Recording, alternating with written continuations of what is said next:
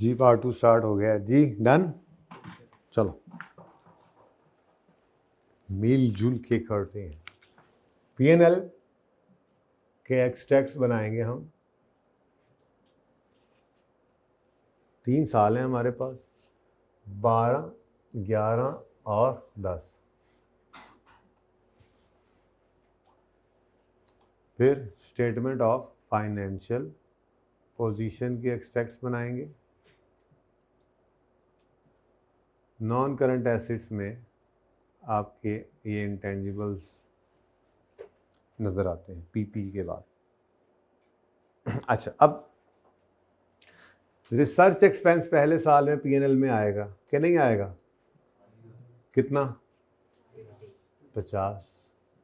अच्छा, कोई development expense या कोई इंटेंजिबल इस साल में है? नहीं। अच्छा, बैलेंस शीट में आएंगे तो इंटेंजिबल बन गया? नहीं। इंटेंजिबल वर्क इन प्रोसेस बन गया? इस साल तो कुछ भी नहीं हुआ, साल ख़त्म, साल ख़त्म। ठीक है, तो इंटेंजिबल के नाम की कोई चीज़ अभी किसी भी तरह से नज़र, ना कंप्लीट वाला और ना ही प्रोग्रेस वाला, अभी शुरू ही नहीं हुआ काम, इस पर ही समझ रहे हैं। नेक्स्ट, अगले साल आए तो रिसर्च एक्सपेंस कोई नहीं है। 11 में रिसर्च एक्सपेंस कोई नहीं है, लेकिन डेवलपमेंट एक्सपेंस है। डेवलपमेंट के डेवलपमेंट एक्सपेंस। ठीक है जी, ये 10 में कोई नहीं था, ये साल आया है 45 का। और इंटेंजिबल भी कुछ तैयार हुआ है, लेकिन वो अभी वर्क इन प्रोग्रेस है। तो यहाँ पे हमने, चलो ये लिख देते हैं, कैपिटल वर्क इन प्रोग्रेस। कितना जी? 15। ठीक हो गया। और तीसरे साल में इंटेंजिबल मुकम्मल तैयार हो गया और उसकी अमोर्टाइजेशन आई है। तो इसका मतलब ना तो 12 में कोई रिसर्च है, ना ही कोई बुरी वाली डेवलपमेंट है जो एक्सपेंस बने, बल्कि अच्छी वाली डेवलपमेंट हुई और एसेट बन गया, लेकिन अब उसकी अमोर्टाइजेशन हमारा एक एक्सपेंस आएगा यहाँ पर। ठीक है, तो अमोर्टाइजेशन एक्सपेंस कितना जी? 1 रुपये।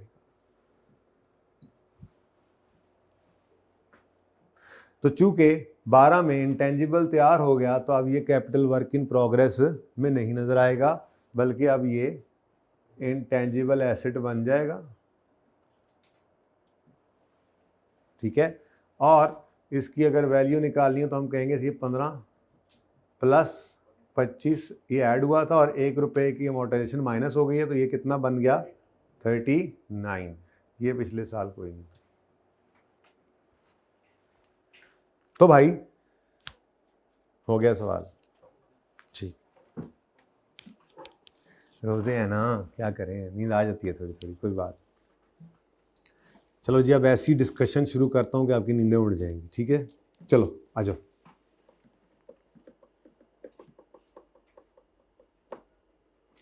नोट कर रहा है कोई? जल्दी कर रहे हैं तो जल्दी करें।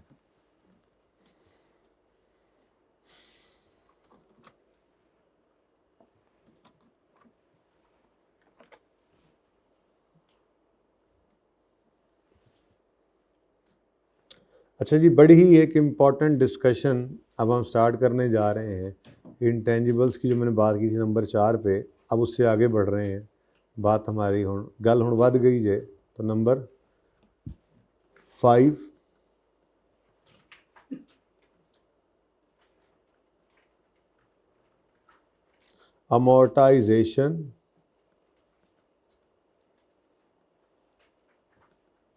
अमोर्टाइजेशन और इम्पेयरमेंट की डिस्कशन हम स्टार्ट कर रहे हैं। ठीक है, बहुत इंपॉर्टेंट डिस्कशन है। सर इम्पेयरमेंट तो होनी की बस सादा सी बात थी, सॉरी अमोर्टाइजेशन तो होनी गई, बस सादा सी बात थी, लाइफ से डिवाइड किया, ऐसे थोड़ा ही है। ठीक है, तो बड़ी इंपॉर्टेंट डिस्कशन है, बड़ा ध्यान करना है आपने। ठीक है, अगर आप बात करें अमोर्टाइजेशन और इम्पेयरमेंट की, तो इंटेंजिबल्स जो हैं उनको 2 कैटेगरीज में बांटा जाता है। ठीक है जी, एक कैटेगरी में 3 इंटेंजिबल्स आते हैं, ऐसे इंटेंजिबल्स जो अंडर कंस्ट्रक्शन हो यानी इन प्रोग्रेस हो। इंटेंजिबल्स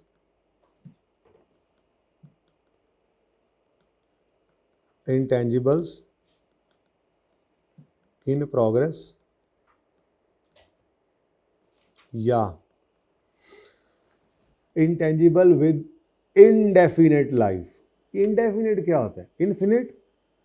इनडेफिनेट क्या मतलब होता है? इन्फिनिट, कंफर्म नहीं है, 10 साल भी हो सकती है, 8 भी हो सकती है, 12 भी हो सकती है, कुछ समझ नहीं आ रही कि इसकी यूजफुल लाइफ कितनी होगी, हम कितना अरसा इसे इस्तेमाल करेंगे। इनडेफिनेट है हमारी यूजफुल लाइफ, ठीक है। तो ये एक कैटेगरी हो गई, इंटेंजिबल विद इनडेफिनेट लाइफ।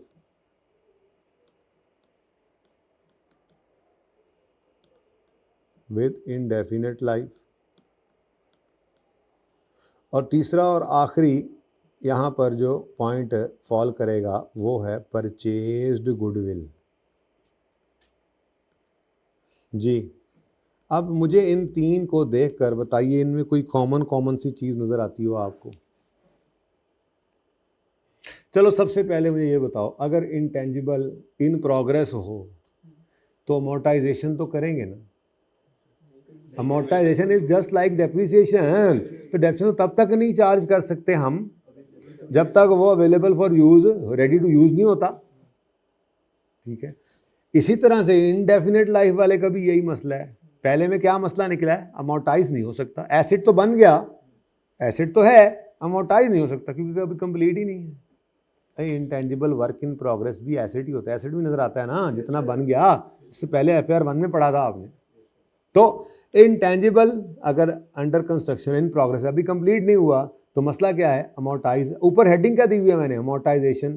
तो क्या ये अमोर्टाइज हो सकता है?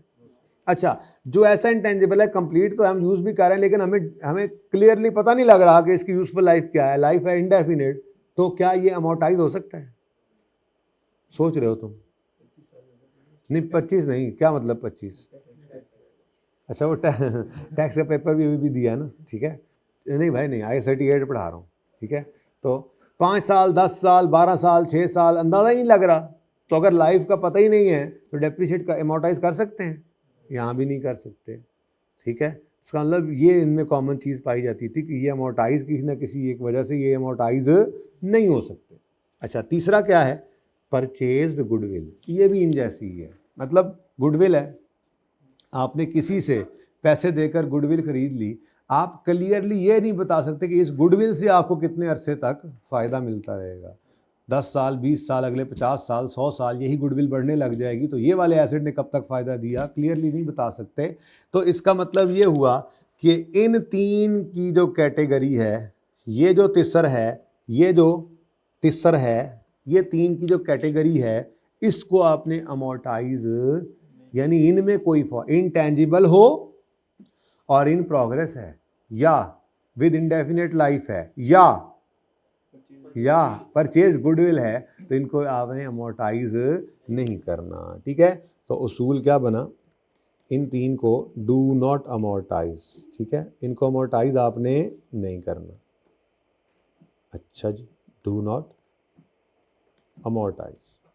लेकिन अब एक मसला है, देखें जी, प्रूडेंस कॉन्सेप्ट को तो हम फॉलो करते ही हैं ना। तो वो क्या कहता है? एसेट ओवरस्टेट नहीं होना चाहिए। अब एक डर तो लग ही जाता है। डर क्या लग गया कि हमारा एसेट जितना किताबों में नज़र आ रहा है, गुडविल खरीदी थी, पता नहीं अभी भी वो उतना ही फ़ायदा देती नज़र आ रही है फ्यूचर में या नहीं, ठीक है। या हमारा भी इंटेंजिबल इन प्रोग्रेस है लेकिन जिस काम के लिए चल रहे थे उस काम का वो मज़ा नहीं रहा जो हम सोच रहे थे। मतलब हम जो वैक्सीन बना ही रहे थे, हमारे साथ वाले मुल्क वालों ने ज़रा उससे जल्दी बना ली। अब हमारा तो खर्चा ठीक है, बिकेगी हमारी भी, ऐसी बात नहीं है, लेकिन वो चस्सा तो नहीं रही है ना, जैसे कल मैंने कहा है, दूसरी बस आ जाए तो ऐसे ही दूसरी वैक्सीन आ जाए, ठीक है। तो ये मसले मसाइल तो हैं ना, और ठीक है। ऐसे ही इनडेफिनेट लाइफ वाला है, तो क्या करें यार, एसेट तो है ना, किताबों में नज़र आ रहा है, ओवरसेट तो नहीं हुआ पड़ा, ये चेक करने के लिए फिर हमारे पास क्या रास्ता बचता है? नहीं, वो रास्ता बचता है जो कल रिवाइज कराया और आज भी शुरू में रिवाइज कराया, यानी इम्पेयरमेंट। हाँ, वैल्यू इन यूज नहीं निकलेगी तो फेयर वैल्यूलेस कॉस्ट से निकल आएगी। अच्छा, वैल्यू इन यूज क्यों नहीं निकलेगी, सॉरी, तो फिर फेयर वैल्यूलेस कॉस्ट से निकल आएगी। ठीक है, नहीं आप मैंने कहा शायद इंटेंजिबल इन प्रोग्रेस की बात कर रहे हैं, उसकी तो फिर फेयर वैल्यू शायद ना निकले, उसकी शायद वैल्यू इन यूज निकल रही है। तो बहरहाल आपको सरोकार इससे नहीं, आपको वैल्यू आपको रिकवरेबल अमाउंट भी दे देगा निकाल के, टेंशन नहीं, आपको सिर्फ इम्पेयरमेंट करनी आती हो। तो ये जो 3 की कैटेगरी है, अमोर्टाइज तो इसको कर नहीं सकते, लेकिन रिस्क तो है कि कहीं ये ओवरस्टेट ना हुआ पड़ा हो, एसिड ओवरस्टेटेड ना हो, तो इसके लिए फिर क्या किया करेंगे, इनको इम्पेयरमेंट टेस्ट से गुजारेंगे। कब, जब कोई इंडिकेशन होगी। IS 36 जो पहले हम पढ़ के आए वो ये कहता है कि एसिड को हर साल इम्पेयर नहीं करना, एसिड को सिर्फ तब इम्पेयर करना है जब कोई इंडिकेशन हो। ठीक है, लेकिन IS 36 अब साइड पे हो गया। इस वक्त हम क्या पढ़ रहे हैं, IS 38। IS 38 ये कहता है कि आपका अगर इन 3 में से कोई एक है इंटेंजिबल, तो इसको अमोर्टाइज तो आप कर नहीं सकते, इसलिए आपके लिए लाजिम है कि आप इसको हर साल इम्पेयरमेंट टेस्ट से गुजारें, एनुअली इसको इम्पेयर करें, no need of any indicator. अगर ये इन 3 में फॉल करता है तो हमें कोई इंडिकेशन नहीं चाहिए इसको जो है वो इम्पेयरमेंट टेस्ट से गुजारने के लिए। ठीक है, तो अमोर्टाइज तो ना करें, ठीक है, लेकिन दूसरी मुसीबत फिर क्या पड़ जाती है, एक तरफ खुशी महसूस हो रही थी, चलो जी अमोर्टाइजेशन से जान छूटी, लेकिन उन्होंने बड़ी मुसीबत में डाल दिया। वो क्या करें भाई, वो क्या कह रहे हैं, must test for impairment, must test for impairment annually. क्या लिखा मैंने जी, एनुअली विदाउट एनी इंडिकेटर। ठीक है, no need to wait for any indicator, any indicator. Clear, क्या, तो फिर वैल्यू इन यूज होगी यार, निकल ही आएगी यार, कहीं तो निकल ही आएगी। देखो ना, ये तो नहीं हो सकता कि आप कहो कि मेरा एक एसेट है और फिर कहो मैं किसी तरह से इसकी मेरे पास रिकवरेबल अमाउंट नहीं है, तो फिर एसेट का है क्या है, फिर निकालो किताबों से और एक्सपेंस आउट करो, पूरा एसेट ही गायब कर दो, राइट ऑफ कर दो उसको किताबों से, अगर आप ये इनमें से कुछ भी नहीं कर सकते तो फिर एसेट किस लिए। एसेट डेफिनेशन क्या है, फ्यूचर में उससे बेनिफिट आएगा, आप कह रहे हो जी बेनिफिट ही नहीं आ रहा, ना रिकवरेबल अमाउंट, मतलब ना फेयर वैल्यू है ना कॉस्ट टू सेल है, तो फिर कुछ भी नहीं है, तो फिर इसके पल्ले कुछ नहीं है, इसको आज ही सारा ही राइट ऑफ कर दो, फिर इंपेयरमेंट को छोड़ो। ये एसिड क्या है, एसिड ही नहीं है, फिर ये एक ऐसी कॉस्ट है जो इसका कोई यूज नहीं है फ्यूचर में आपको इससे फायदा आना, तो आज ही इसको एक्सपेंस आउट कर दो। ओके, वैसा नहीं कराएगा, आपसे सवाल कराना है उसने। अच्छा जी, अच्छा जी, अच्छा जी, अब इंटेंजिबल होना जरूरी है भाई, इंटेंजिबल होना जरूरी है अमोर्टाइजेशन के लिए, ऐसे ही है। ओके, अच्छा, इंटेंजिबल तो है लेकिन इन 3 में है तो अमोर्टाइज नहीं हो सकता, तो फिर दूसरा हल क्या है, इसको इम्पेयरमेंट टेस्ट से गुजारें, लेकिन एनुअली। हालांकि असल रूल क्या है, IS 36 जब लगता है तो वो क्या कहता है, हर साल नहीं, सिर्फ इंडिकेशन आने पर, और वो भी इंडिकेशन आने पर इम्पेयरमेंट टेस्ट से गुजारो, इम्पेयरमेंट लॉस तब भी आए या ना आए। देखे ना, वो सवाल तो मिट गया, पुरानी बात हो गई। अगर रिकवरेबल अमाउंट 116 आई थी ना, और बुक वैल्यू 200 थी, तो हमने कहा इम्पेयर हो गया, 116 पे ले आओ। अगर रिकवरेबल अमाउंट 216 आ जाती तो हम कहते जहाँ आया वहीं रहने दो, औकात में ही है, फ्यूचर में गेन लेगा, फ्यूचर गेन रिकॉर्ड नहीं करते। ठीक है ना, तो इम्पेयरमेंट टेस्ट से गुजारें, जरूरी नहीं है इम्पेयरमेंट लॉस आए। तो यहाँ पे मैंने ये लिखा है, मस्ट टेस्ट फॉर इम्पेयरमेंट, तेरी की इम्पेयरमेंट आएगी, टेस्ट लगाएं, हो सकता है आ जाए, हो सकता है ना आए। ठीक है, चल, अच्छा जी, अब इंटेंजिबल, सॉरी इन 3 में नहीं है, और इंटेंजिबल कोई और इंटेंजिबल्स में आता है, अदर्स हैं, मसलन जो मैंने अदर्स का लिखे थे, सॉफ्टवेयर हो गया,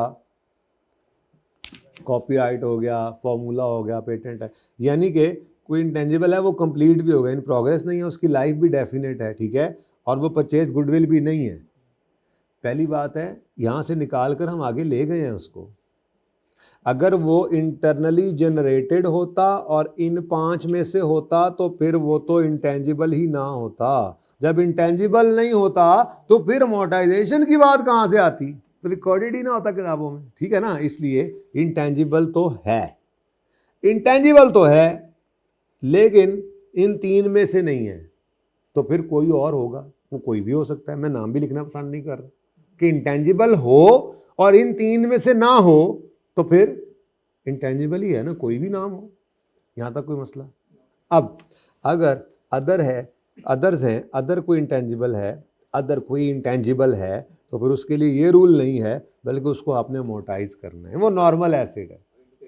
हाँ जी, और इंपेयरमेंट भी लगानी है सिर्फ इंडिकेशन आने पर, नॉर्मल एसिड है इसलिए, ठीक है। अच्छा जी, तो अमोर्टाइज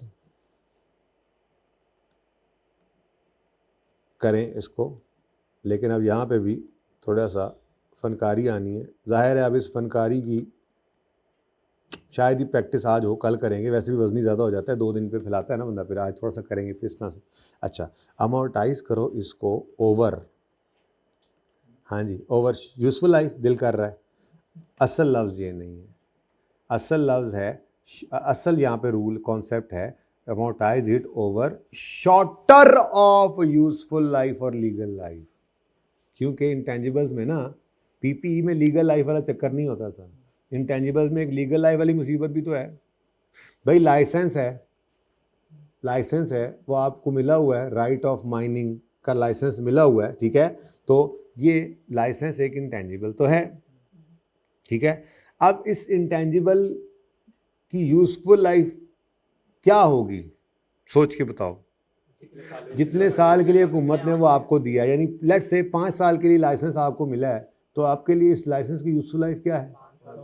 अब क्या 5 साल बाद नमक ख़त्म हो जाएगा, हो सकता है अगले 50 साल तक नमक ख़त्म ना हो, तो मुझे उसकी ओरिजिनल लाइफ से या अपनी नीयत से क्या लेना देना, जब 5 साल पे हर चीज़ ही रुक जानी है, ठीक है।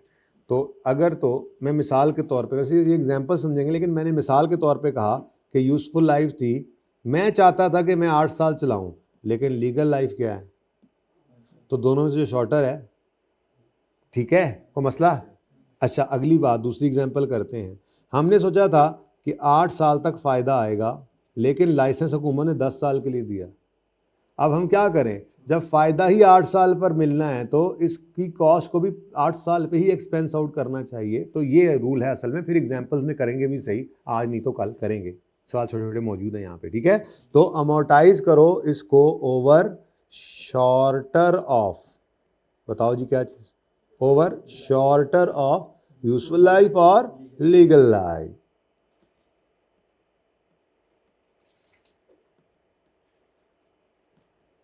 अभी तो बेटा जी कल मुसीबत पड़ेगी लीगल लाइफ के अंदर भी, लीगल लाइफ भी असल वाली और प्लस एक्सटेंशन वगैरह भी अजीब ही मामला आएगा, लेकिन बहुत आसान है, अभी तक को मुश्किल लगा नहीं है, मुश्किल सिर्फ तो सुकून से करते रहना है आपने, आते रहना है आपने। तो दोनों में से जो शॉर्टर हो उस पर अमोर्टाइज कर लो, ठीक है, लेकिन इम्पेयरमेंट टेस्ट से सिर्फ तब गुजारना अगर कोई इंडिकेशन हो इम्पेयरमेंट का, ठीक है। तो दूसरी बात,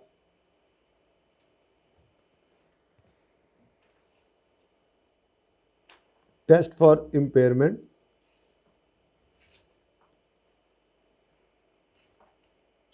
टेस्ट फॉर इम्पेयरमेंट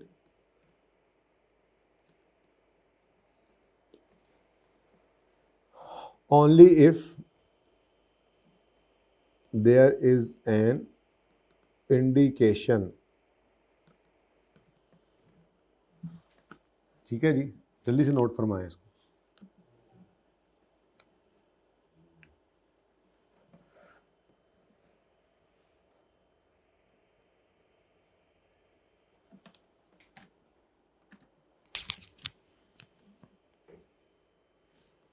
थोड़ी सी अब इसको ज़रा इसको पक्का करते हैं थोड़ा सा, ठीक है।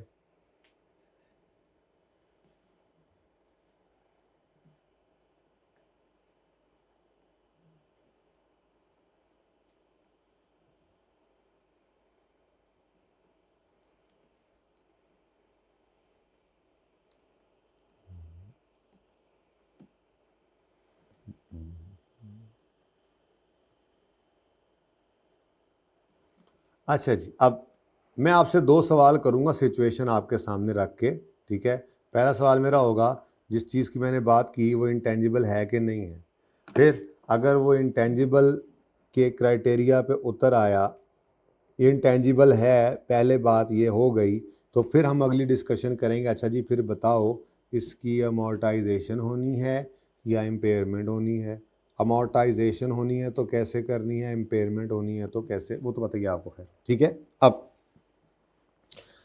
मिसाल के तौर पे we purchased a software, we purchased a software with a useful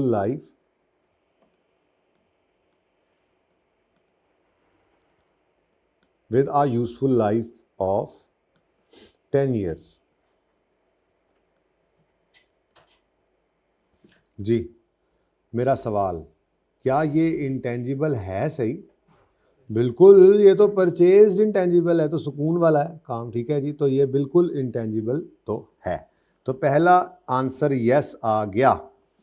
जब पहला आंसर यस आए तो मेरे बच्चों आगे बढ़ना है आपने। ठीक है, जब पहला आंसर ही नो आ गया तो फिर काहे की अमोर्टाइजेशन और किस चिड़िया का नाम इम्पेयरमेंट, एसिड के ऊपर लगते हैं ये कॉन्सेप्ट्स। ठीक है, तो अब अगर ये इंटेंजिबल हो गया है तो फिर इसको क्या करें, do not amortize, always test for impairment, ये करेंगे इसको? नहीं नहीं, ये तो अब इंटेंजिबल है ना, इंटेंजिबल को तो क्या करते हैं, अमोर्टाइज, और अमोर्टाइज करेंगे over shorter of useful life और लीगल लाइफ। ठीक है, आमिर भाई ये सवाल मिटा दें तब तक आप। अच्छा जी, तो अमोर्टाइज कीजिए, मैं पूरी बात नहीं लिखूंगा, बस आपको पता है। ठीक है, अमोर्टाइज कीजिए ओवर शॉर्टर ऑफ, और दूसरा टेस्ट करना इम्पेयरमेंट के लिए सिर्फ तब, जी हाँ, test for impairment only if there is an indication.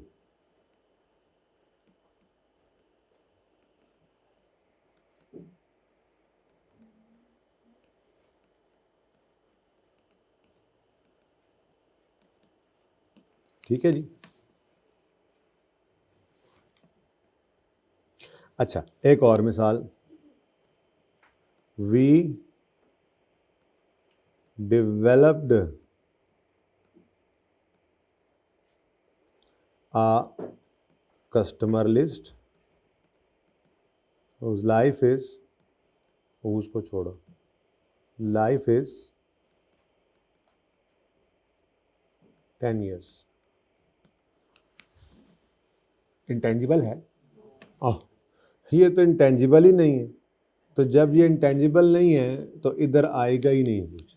Intangible बने तो अगली कहानी शुरू होती है, अमोर्टाइज वाला है या नहीं वाला है। अगर 3 में फॉल कर गया, 3 भाइयों में आ गया तो अमोर्टाइज वाला नहीं है, हर साल इम्पेयरमेंट। और अगर उनमें नहीं आया इंटेंजिबल, तो पहले ही निकाल कर लाया हूं ना मैंने, इसीलिए पहला सवाल क्या रखा, क्या ये इंटेंजिबल है, क्वेश्चन मार्क, क्या ये इंटेंजिबल है। ठीक है, अब अगर इसका आंसर यस आएगा तो कहानी आगे बढ़ेगी, वरना नहीं बढ़ेगी। ओके चलो, अच्छा जी एक और एग्जाम्पल कर लेते हैं, छोटी सी, उसके बाद बस फिर सवाल करेंगे, फिर थ्योरी पढ़ेंगे, वो वाला बस नहीं जो आप समझ रहे हैं। तो आप लोग पता नहीं क्या करते हैं जी, निकम्मे नखट्टू कह के, वैसे साबित आपने किया है कि आप निकम्मे निखट्टू नहीं थे, माशाल्लाह हैं, बड़े खुश आए हैं, लेकिन असल तो रिजल्ट पे पता है। अपने अपने CRN, अपने पासवर्ड वगैरह आई कैप के जो, वो मुझे लिख के दे दो, हाँ मैंने खुद चेक करना है। मैसेज भी तुम लोग कुछ भी कर सकते हो, हाँ मैंने चेक करना है जी सबको जी। We purchased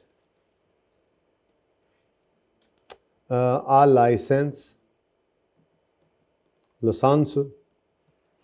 we purchase a license for an indefinite period।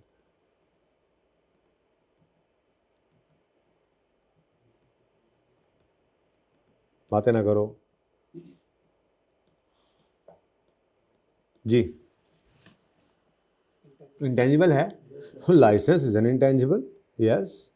अगर इंटेंजिबल है तो फिर इसको कहो आ तेरे हुन में जिन कड्डा, अब इसके जिन निकालें आप, और आप इससे पूछें अगर तुम इंटेंजिबल हो तो क्या तुम 3 में फॉल करते हो? उसने कहा यस ऑफ कोर्स, आगे जाने की जरूरत ही नहीं है, मैं 3 में फॉल करता हूँ, इनडेफिनेट लाइफ है मेरी। तो फिर हमने कहा ठहरो, फिर तुम्हें हम अमोर्टाइज नहीं कर सकते, डू नॉट अमोर्टाइज। लेकिन साथ ही दूसरी मुसीबत आन पड़ेगी, टेस्ट फॉर इम्पेयरमेंट एनुअली। चलो जी, टेस्ट फॉर इम्पेयरमेंट एनुअली। आपको याद ना रहे इसलिए मैं लिख देता हूँ, विदाउट वेटिंग। आपको याद ना रहे ना तो मसला है ना, ठीक है, तो इसलिए मैं ये लिख रहा हूँ ताकि आप बस ये जहन में पक्का बैठ जाए कि वेट नहीं करना इसके, without waiting for any indication. ठीक है, चलो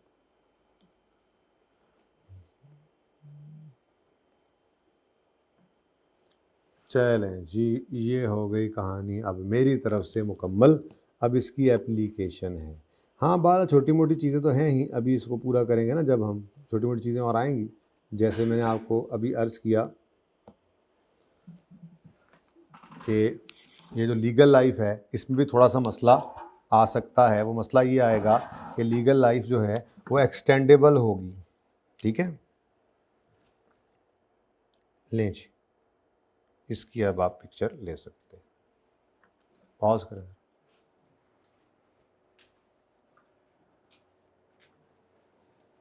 अच्छा जी, क्वेश्चन नंबर 8 जहाँ पे हमने किया है इससे करीब ही क्वेश्चन नंबर 3 आपको मिलेगा। ज़रा इस पर तशरीफ़ ले आएँ। अब इसमें ना ये दोनों चीज़ें हम अप्लाई करने जा रहे हैं इंशाल्लाह, जो हमने पढ़ी थी। इम्पेयरमेंट की रिवीजन की थी और अभी अमोर्टाइजेशन और इम्पेयरमेंट का रूल भी पढ़ लिया। ठीक है, अब हम अपने सवाल में इसको अप्लाई करते हैं जी।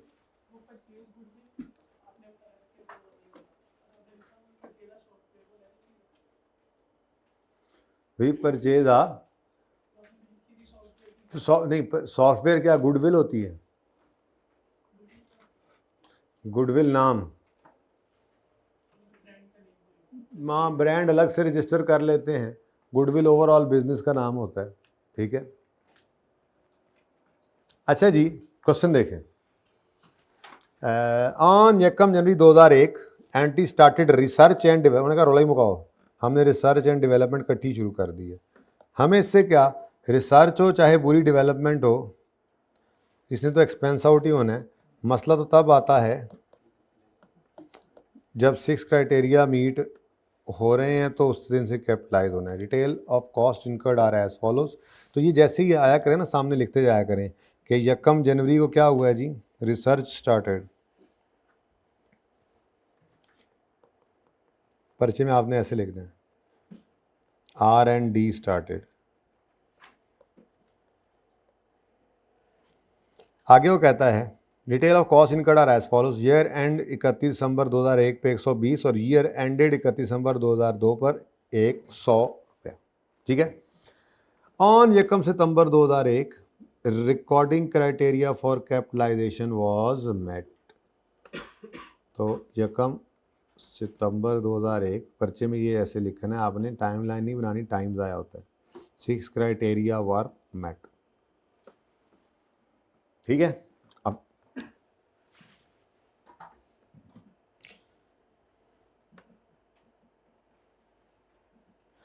आगे वो कहता है रिकवरेबल अमाउंट्स। अच्छा, रिकवरेबल अमाउंट्स उसने दी हुई हैं दोनों साल पे, लेकिन मैं कहता हूँ इसको ज़रा साइड पे करो फ़िलहाल। हर साल के एंड पे पहले पहुँचें तो सही। जैसे 2001 के एंड पे पहुँचेंगे तो फिर देखेंगे उसकी रिकवरेबल अमाउंट क्या है और हमारे पास बुक वैल्यू क्या है और कंपैरिजन करेंगे। ठीक है, तो फिलहाल तो 31 दिसंबर 2001 तक पहुँच तो लें। तो इसी एक वाले साल में ही R&D स्टार्ट हुआ। 120 की कॉस्ट पूरे साल की है। ठीक है, लेकिन इसको 8/12 कर देंगे एक्सपेंस में और 4/12 इसको कर देंगे। सही है, नेक्स्ट अगले साल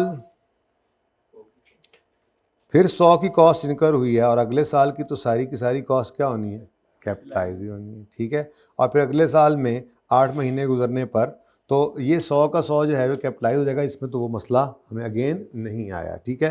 तो एंट्रीज करते हैं। तो for the year ended 31 December 2001, तो 2001 के अंदर इंटेंजिबल नहीं, R&D एक्सपेंस 120 का, हाँ 8/4, तो दोनों ही हैं, ठीक है, 8/4 और 8/12 और 4/12। तो इंटेंजिबल, बल्कि पहले R&D लिख लो तो साइड पे हो जाता, अच्छा एक ही बात है, फ़र्क कोई नहीं पड़ता, लेकिन चलो R&D पहले लिखा था ना ऐसे कि आपको तरतीब दिमाग के अंदर यही चलती है, रिसर्च, फिर बुरी डेवलपमेंट, ये सब एक्सपेंस, और फिर अच्छी डेवलपमेंट क्या होगी, कैपिटलाइज, ठीक है। तो R&D एक्सपेंस बनेगा कितना जी, 120 है, बोलो कितना, 8/12, कितना आता है, 80, ठीक है। उसके बाद फिर इंटेंजिबल है लेकिन कैपिटल वर्क इन प्रोग्रेस है, अभी I.A लिख रहा हूं मैं इंटेंजिबल एसेट को, ठीक है। इंटेंजिबल एसेट है लेकिन अभी पूरी तरह से बना नहीं है, इनकम्प्लीट है, तो इनटू 4/12 जी, 40, ओके।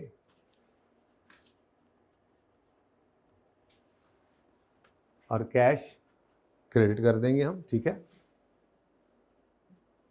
कितने थे जी, उसके बाद जनाब अगला साल आ गया जी, हाँ अगला साल अभी नहीं आया, ये इंटेंजिबल अंडर कंस्ट्रक्शन है, और सवाल में रिकवरेबल अमाउंट दी होने का मतलब यही होता है कि आप इसको टेस्ट से गुजार लें, ना होती तो चलते जाते जैसे पिछले सवाल में था, मजबूरी होती, ठीक है। तो इसका मतलब अभी रुको भाई, अभी ईयर एंड नहीं लिख सकते, अभी आपको एक छोटी सी वर्किंग परफॉर्म करनी पड़ेगी जिसमें आपको बुक वैल्यू और रिकवरेबल अमाउंट को कंपेयर करना पड़ेगा। बुक वैल्यू तो सवाल में खुद ही आ गई, डेप्रिसिएशन तो है नहीं, ये तो कैपिटल वर्क इन प्रोग्रेस जो हुआ, ठीक है। तो हमने book value intangible capital work in progress जो है उसकी निकाली, तो वो आ गई 40। रिकवरेबल अमाउंट होती है higher of fair value less cost to sell और वैल्यू इन यूज। उसने कहा इसकी टेंशन भी ना लो, मैंने कर लिया है तुम्हारे लिए, तो रिकवरेबल अमाउंट ही अवेलेबल है पर्चे में, ठीक है। तो 31 दिसंबर 2001 पर 90 रुपये की रिकवरेबल अमाउंट आ रही है। तो हमने यहाँ पर आकर लिखा बुक वैल्यू, पूरा लिख देना ज़रा, वर्किंग शर्किंग कोई नहीं करनी पड़ी ज़रा। बुक वैल्यू कितनी थी, 40, और रिकवरेबल अमाउंट ये कितनी है जी, ओ माशाल्लाह, एसेट किताबों में कितने पे नज़र आ रहा है, लेकिन इससे रिकवरी कितनी होती नज़र आ रही है फ्यूचर में, तो ये तो बहुत ज़्यादा है बुक वैल्यू से, कोई टेंशन नहीं है, एसेट ओवर स्टेटेड नहीं है किताबों में, ठीक है, ओवर स्टेटेड नहीं है तो कोई मसला नहीं है, तो आपका कोई इम्पेयरमेंट लॉस नहीं आएगा। तो इम्पेयरमेंट लॉस या तो होता है या नहीं होता, इम्पेयरमेंट गेन का कोई तस्वर नहीं है, रिवर्सल ऑफ इम्पेयरमेंट लॉस भी होता है, तो वो असल में जो लॉस प्रीवियसली रिकॉर्ड होता है उसको रिवर्स कर रहे होते हैं, गेन नहीं रिकॉर्ड कर सकते फ्यूचर, ओके। अच्छा, अब इसका मतलब ये हुआ कि यहाँ पर दूसरी एंट्री पास नहीं होगी, इम्पेयरमेंट टेस्ट तो लगाया मैंने, वैसे ही जगह खाली छोड़ी ताकि आपको ज़रा याद हो जाए कि अंडर कंस्ट्रक्शन इंटेंजिबल था, हमने टेस्ट लगाया, अगर इम्पेयरमेंट लॉस कोई आ जाता तो हम उसकी एंट्री पास कर लेते, नहीं आया तो नहीं करेंगे। अमोर्टाइज इसको कर नहीं सकते क्योंकि ये अभी कंप्लीट ही नहीं है, ठीक है।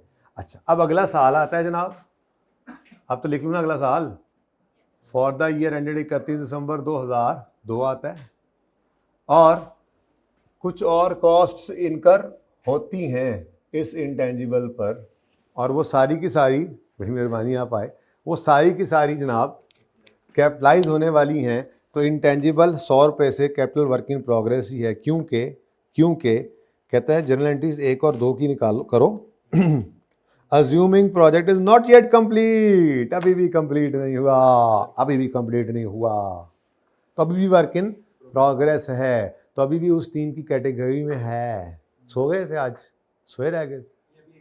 ओह माय गॉड, थोड़ा और लेट कर लेते, क्या करना था, हमने I38 पढ़ भी लिया। अच्छा जी, पढ़ लिया ना, बोलो बोलो, ड्राओ भाई को सही था। लेक्चर ले लिया आपने कल वाला? नहीं, अब तो आज वाला भी अवेलेबल होगा, ले लेना, ये कल वाला भी ले लेना, लेकिन मतलब वो हाफ के बाद ले लेना, सेकंड पार्ट। वैसे तो पहले वाली बातें बहुत इंपॉर्टेंट थी, लेकिन आज वाला तो फिर अखीर हो जाएगी, फिर रह जाओगे, ठीक है। अच्छा, कहाँ थे हम?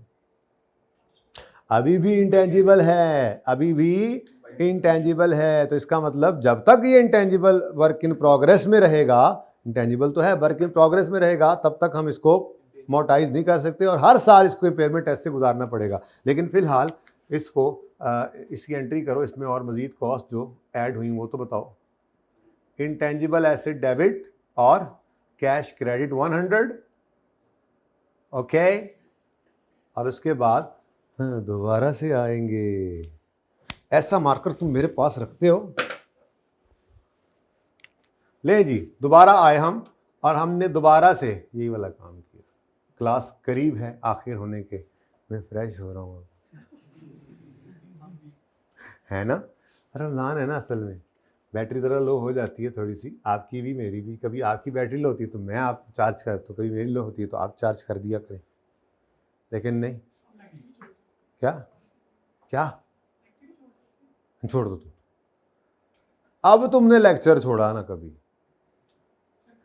दुनिया देखेगी तुम्हारा जो हशर मैं करूँगा, इबरतनाक। कोई कल की छुट्टी नहीं, कल क्या है, कल क्या डेथ पड़ी हुई है तुम्हें?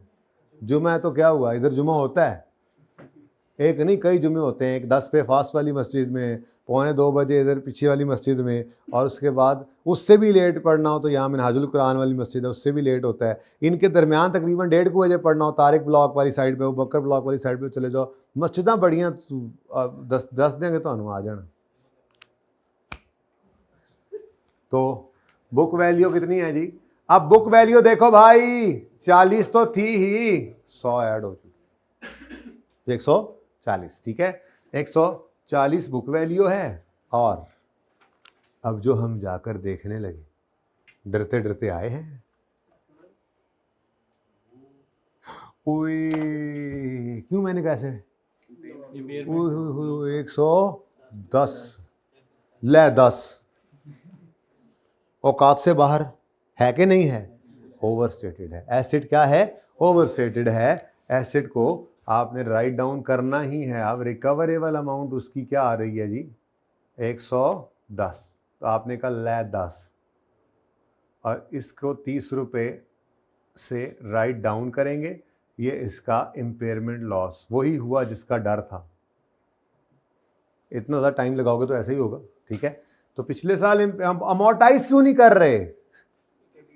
Work in progress, intangible work in progress हो तो अमोर्टाइज नहीं होता, ठीक है। लेकिन हर साल इम्पेयरमेंट ऐसे गुजारा जाता है। पिछले साल गुजारा तो इम्पेयरमेंट नहीं थी, इम्पेयरमेंट या तो इज या नॉट इज, तो इम्पेयरमेंट पिछले साल नॉट, आज इज हो गई, तो इज हो गई तो चार्ज कर दें, एंट्री करें, सॉरी इम्पेयरमेंट लॉस डेबिट और accumulated impairment loss credit, working number 2 का रेफरेंस दो और 30 रुपए की एंट्री पास करो।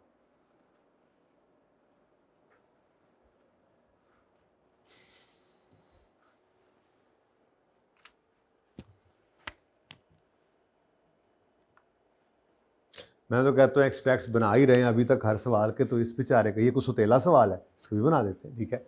तो पीएन है 2 साल का, 2001 और 2 जी बच्चों। R&D एक्सपेंस 2001 में कितना आ रहा है? तुसी R&D एक्सपेंस आ गया जनाब तुसी। और इंटेंजिबल वर्क इन प्रोग्रेस है, ये कहाँ नजर आएगा आपका? बैलेंस शीट में, ठीक है। तो नॉन करंट एसेट्स में स्टेटमेंट ऑफ फाइनेंशियल पोजीशन, बेटा ये अब एक्सट्रैक्ट्स हैं, ठीक है, पता ही है आपको।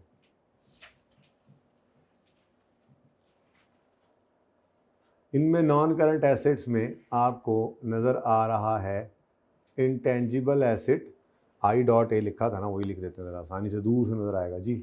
इंटेंजिबल एसेट है, लेकिन फिर पर्चे में ये नहीं करना, पर्चे में तो पूरा लिखना है ना आपने अगर रिक्वायरमेंट हो। ये CWIP कितना जी, 40, ठीक है। अगले साल आया तो R&D कोई नहीं है, इंटेंजिबल की अच्छी वाली डेवलपमेंट शुरू हो चुकी है, R&D एक्सपेंस कोई नहीं है, R&D तो चल रही है, एक्सपेंस कोई नहीं है, कैपिटलाइज करने वाली है सारी की सारी, तो आपको यहाँ पर कोई एक्सपेंस नज़र नहीं आ रहा, बल्कि आपका जो इंटेंजिबल था, माना कि अभी भी कैपिटल वर्क इन प्रोग्रेस है, लेकिन 40 से बढ़कर 140 पे जा चुका है, पर एक नई मुसीबत आ गई। हाँ जी, तो अगर इम्पेयर हुआ है तो इम्पेयरमेंट लॉस की एंट्री होती है P&L के अंदर रिकॉर्ड, तो इम्पेयरमेंट लॉस डेबिट 30 से और क्यूमुलेटेड इम्पेयरमेंट लॉस क्रेडिट, तो चेक कर लो आ गया अपनी औकात पर, ठीक है। दोबारा क्यों लिख रहा हूँ मैं, 110 से तो इंटेंजिबल बन गया होता तो ऐसे करते, ठीक है। 40 जमा 100 माइनस 30, डन हो गया। कोई क्वेश्चन है तो पूछे।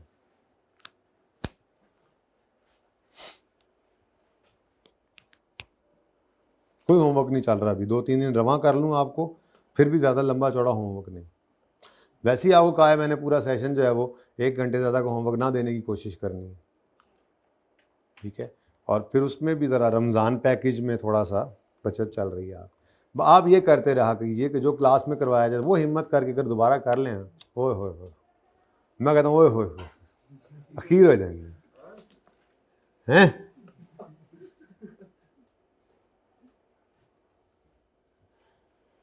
देख लो भाई, आपने समझा होगा कि हम ऐसे शुगल मुगल लगाने कल और आज आए, देखो हमने कितना पढ़ लिया, ठीक है। तो लेक्चर लेना लाजमी है, आसान बहुत है, बस थोड़ी सी हिम्मत चाहिए आपको।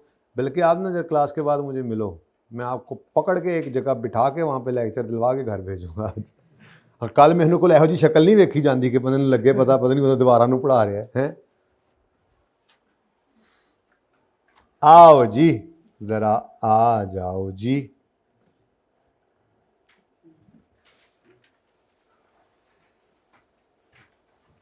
हाँ जी, ये डेफिनेशन आपने पढ़ी थी, अब बोलें।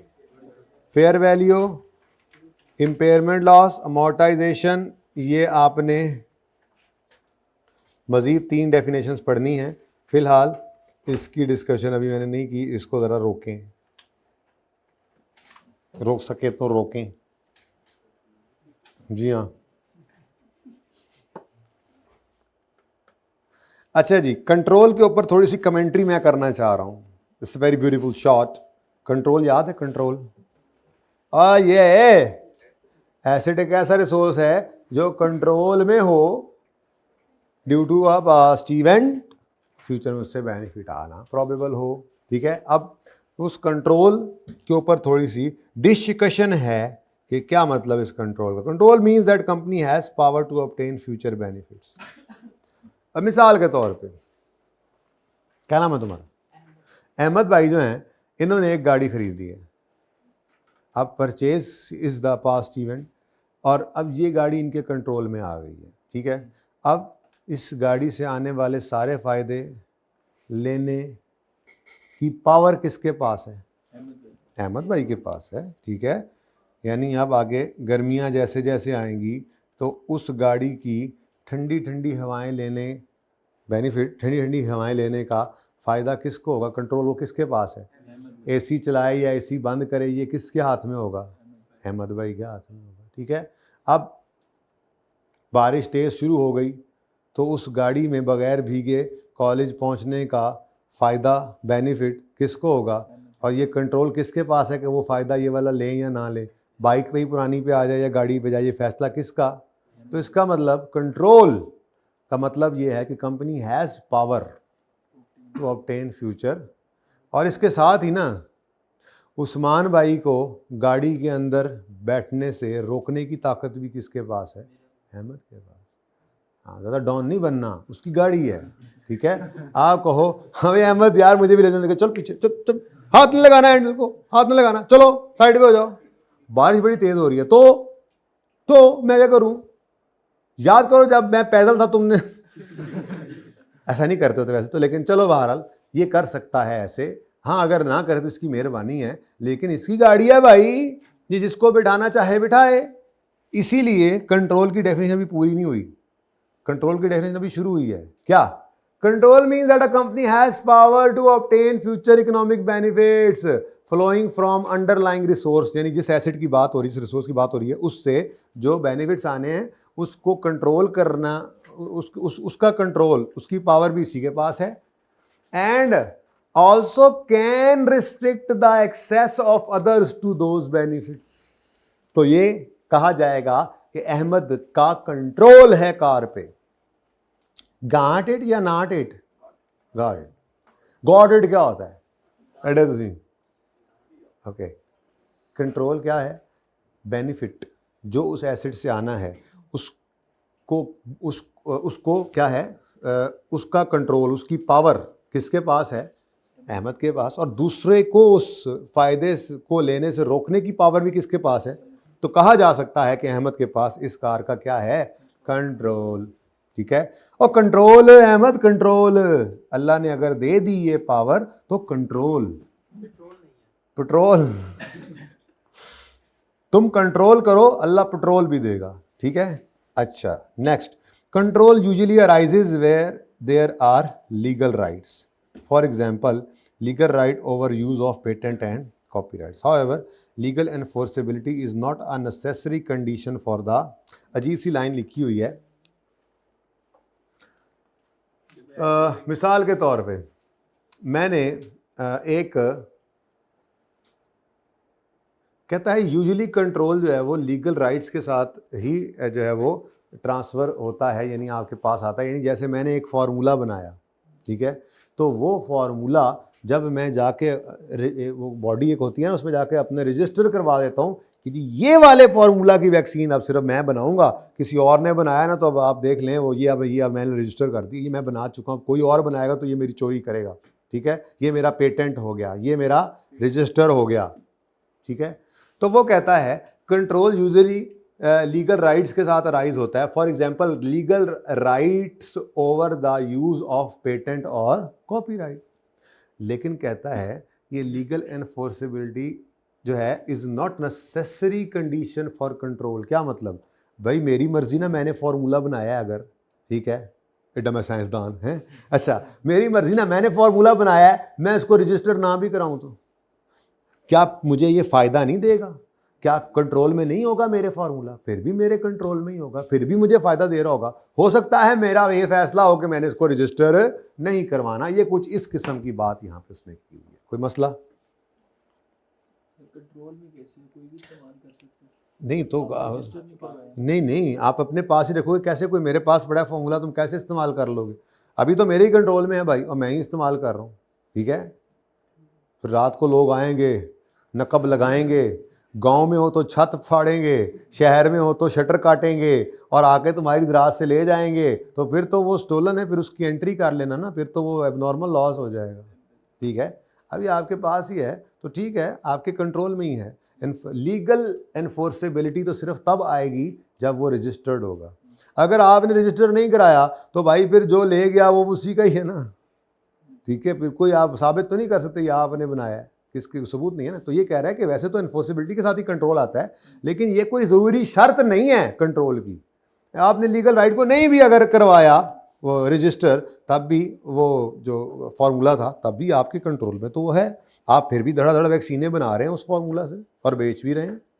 किसी को केड़ा पता सी फार्मूला अपना रजिस्टर कराया या नहीं कराया, बात कर रहा हूँ, ये उसने की हुई है बात। अच्छा जी, अब डिब्बे के अंदर 2 सवाल हैं जिनका जवाब आपको कल से ही आता है। जुल्फे परेशान को भी एक अंदाज चाहिए।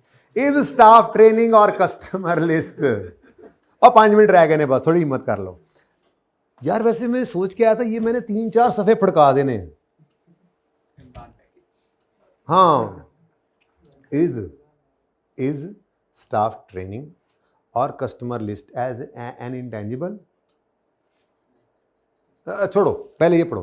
कहता है स्टाफ ट्रेनिंग, समझा रहा है वो आपको, गोली करा रहा है असल में। Staff training creates skills that could be seen as an asset for the employer. क्या मतलब, आपने ट्रेनिंग दी तो भाई अब आपने अपने एम्प्लॉय को अगर ट्रेनिंग दी है तो आपको नज़र आ रहा है अब ये एक ट्रेंड एम्प्लॉय है तो इससे आपको फ़ायदा होगा, ठीक है। हाउएवर आपने ट्रेनिंग दी ते जदों फल पकड़ ते आ गया आया लै गए होर व्यापारी हैं जी। तो जब वो आपका एम्प्लॉय तैयार हुआ, फल देने के काबिल हुआ, आपको फ़ायदा देने के काबिल हुआ, तो कंपेटिटर उसको ले उड़ा, तो वो छोड़ के जा सकता है। तो I38 कहता है जी बिल्कुल, आप कंट्रोल नहीं रख सकते एम्प्लॉय पर, तो इसलिए आप इस ट्रेनिंग को कभी भी, तो however staff could leave their employment at any time. Therefore इसका जवाब क्या बना, ऊपर सवाल क्या था, is staff training और customer list is an intangible, तो आपका पहले का जवाब क्या आ गया, it is not an intangible। ऐसा कॉन्ट्रैक्ट नहीं कर सकते उसके साथ? कर लो फिर भी नस जाएगा। 10 साल का केस। 10 साल का कॉन्ट्रैक्ट करोगे 10 साल नहीं जाओगे, ये मैंने कई बार बात की है, बचपन से करता आ रहा हूँ, तुम पहले से पढ़ते आ रहे हो, फिर मैं करता हूँ, कोई मसला नहीं है, मैं फिर करता हूँ बात, कोई मसला नहीं है। 10 साल का आप मेरे एम्प्लॉई हो, मैंने आपको जर्मनी से ट्रेनिंग करवा के वापस बुलाया और मैंने कहा 10 साल तक अहमद तुम गए ना तो क्या करोगे, क्या क्या नहीं, ठहर जाओ, कोई जुर्माना होगा ना, गाड़ी दे देंगे पेट्रोल से। दे दूंगा, मैं दे दूंगा आपको गाड़ी। तो फिर तुम दे के चले जाओगे अगर तुमने जाना है। मैं कहूँ 10 लाख तुम्हें जो है वो जुर्माना फाइन पड़ेगा, तुम ये दे कर जा सकते हो वरना नहीं जाने दूंगा। मतलब मैंने तो कहा कि मैं रोक लूंगा 10 लाख डरा के, तो आपने कहा, जब मेरा कंपेटर आया तो उसने कहा चल आजा अहमद, ट्रेन होके आया तू। अहमद ने कहा भाईजान उधर मेरे ऊपर जो है ना वो लाइबिलिटी है 10 लाख, और यार तुम आने वाले बनो 10 लाख नहीं 20 लाख भी देंगे तुम्हारे पुराने एम्प्लॉयर को, तो जाने वाले को कोई नहीं रोक सकता भाई, जाने वाले को कोई नहीं रोक सकता, ठीक है। जिसने जाना है उसने जाना है, तो ये इंटेंजिबल नहीं है। ऐसे ही कस्टमर लिस्ट पूरा लिख लेता हूं मैं, इंटरनली, चलो हाँ, इंटरनली जनरेटेड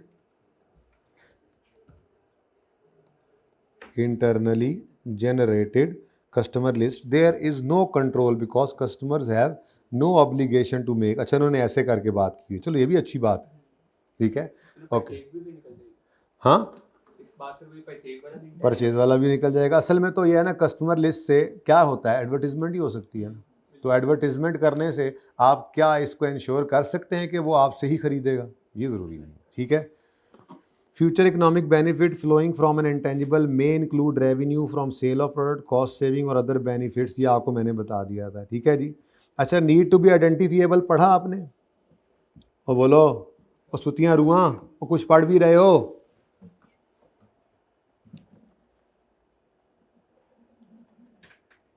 चलें ठीक है, जाएं याशी करें, यही जो करवाया है ये कर लीजिएगा, ओके। अल्लाह हाफ़िज़।